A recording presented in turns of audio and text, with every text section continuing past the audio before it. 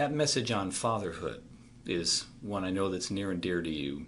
I think you were probably taught much by the Lord directly, not having been able to be raised with your father, but in boarding schools. What does that message of fatherhood mean to you? I think it's the most desperate need of modern America. In fact, it's the most desperate need of contemporary, quote, Western culture. I think the failure of fathers and the breakdown of fatherhood is the root cause of all the misery that we see in the world today. And I see countless young people streaming in our streets and in our cities, wandering to and fro, looking in shop windows, and I see them and I say to myself, what they're really looking for, although they don't know it, is a father. And believe me, if the church will raise up men who can be godly, sincere, loving fathers, the young people will flock to them. Because that's a void in their life. Many of them don't even know that the void is there. It's so deep, it's been there so long. Of course, as you know, I really was in many ways a fatherless young person. My father was a good man. He was an officer in the British Army. He took care of all my physical and material needs, etc., etc. But he himself had never been fathered, I realized. And I don't think he knew what it was to be a father. He never took me on his knee. In my family, we loved one another, but we never told each other that we did. It would have been embarrassing to do that. We were governed by the creed of the stiff upper lip. And of course I see my own British people and I see millions enslaved by that same creed still today. I believe there's coming a breakthrough in Britain where that stiff upper lip culture will be broken. As you know, I became a father in the unorthodox way. When I married my first wife, I got 8 children, 8 daughters in one day. When I married 30 or more years later, when I married Ruth, my second wife, I got 3 more adopted children. And in between, Lydia and I adopted one other African little girl. So I am adoptive father to 12 adopted children, of whom 9 are Jewish, 1 is a Palestinian Arab, 1 is African, and 1 is English. And I would have to say, God didn't give me a lot of training. He just threw me in the deep end and said, swim. And I've swum, but sometimes I've been near to going down. But I have come in that rather unorthodox route to understand the desperate need that people have for a father.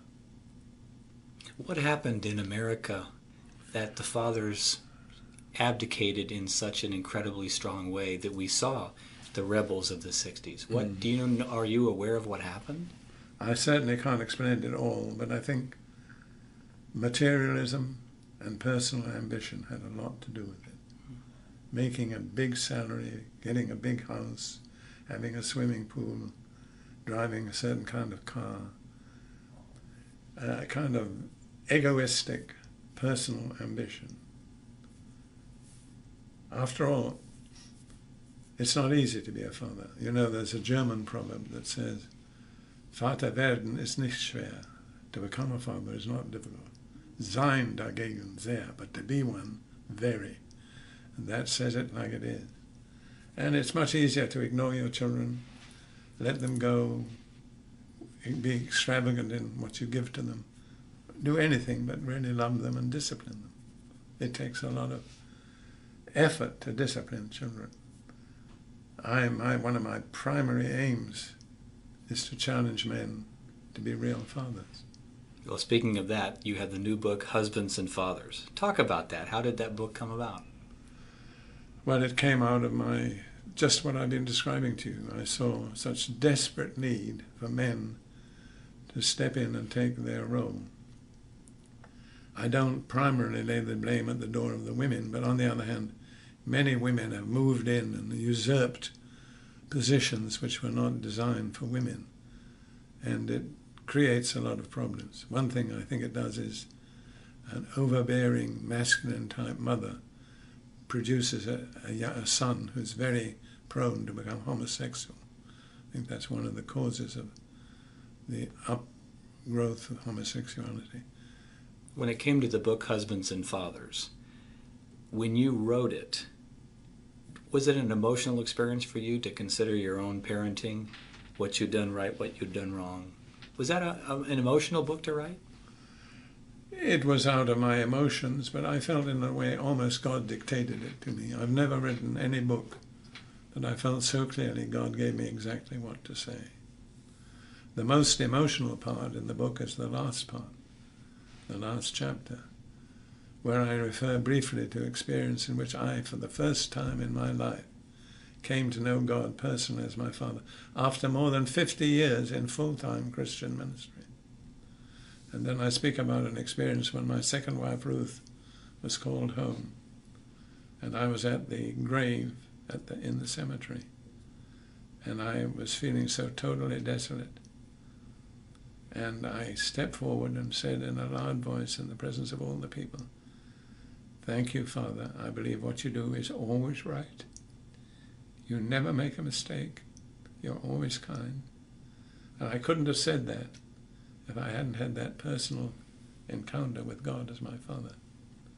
But that carried me through one of the most difficult periods of my life. One of the things I laid hold of was all things work together for good to those who love God, who are the called according to his purpose. So it's not our business to find out whether it's working together for good. Our business is to find out, am I called? Am I walking in God's purpose? Because if I am, then everything that happens is good for me. Now, you mentioned Ruth's homegoing, which of course was in December of 1998. What did you experience in yielding a second wife to the Lord? What did you learn about grief and death?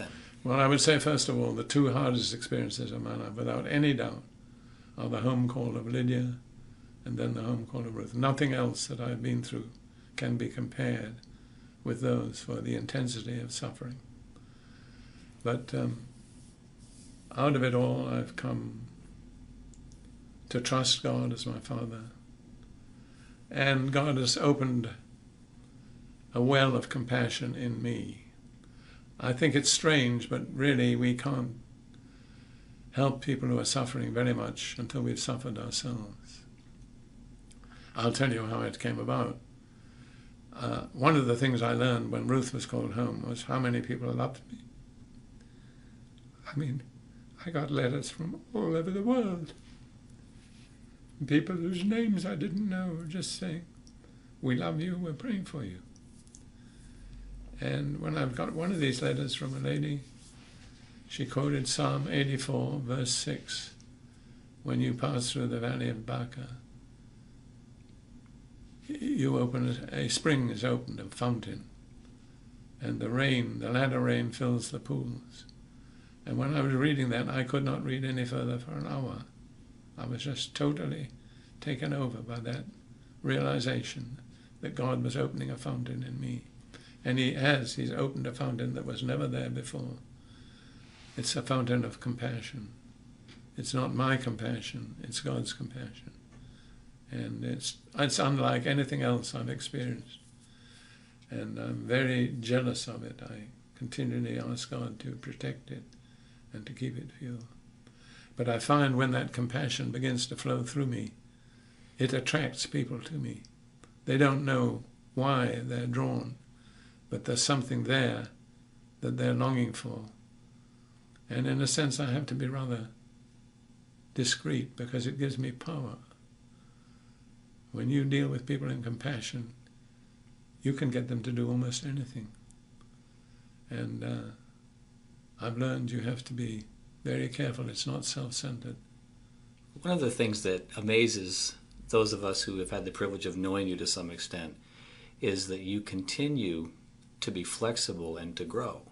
For example, when I was privileged to attend Ruth's memorial service here in the United States and was going to see you for the first time, I didn't know what kind of man I would meet. I didn't know if you'd be stuck in grief. I didn't know if you would go into seclusion. And you came out of it with two things. Number one, tears. Your heart and your compassion is evident. But the second thing that has so blessed me is you are continuing to minister, to write, to grow, to speak. How does a person at age 84 continue to grow and to develop? Well, I say this, when you're too old to learn, you're too old. That's right. And when you're too old to change, you're too old. And by the grace of God, I think I've kept myself. I'm still willing to learn. I'm learning every day. More and more wonderful and exciting things about God. And I'm changing every day. And I have to say, in my grief, I've seen the goodness of people in a way I never saw it before. My own family, first and foremost. Ecclesiastes says, cast your bread upon the waters, and after many days it will return to you. When I devoted my life to these girls who were fatherless, now it's come back to me. I mean, I could not ask for people to do more for me than my family are doing.